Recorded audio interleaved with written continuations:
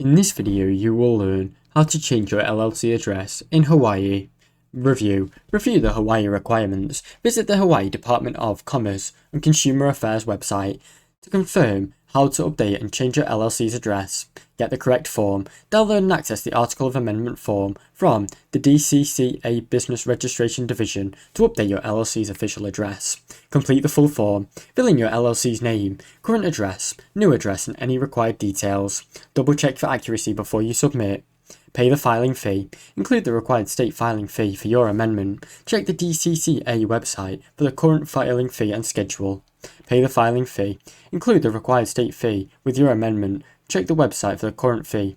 Submit the form. File the form and articles of amendment and fees, either online or you can do this in person.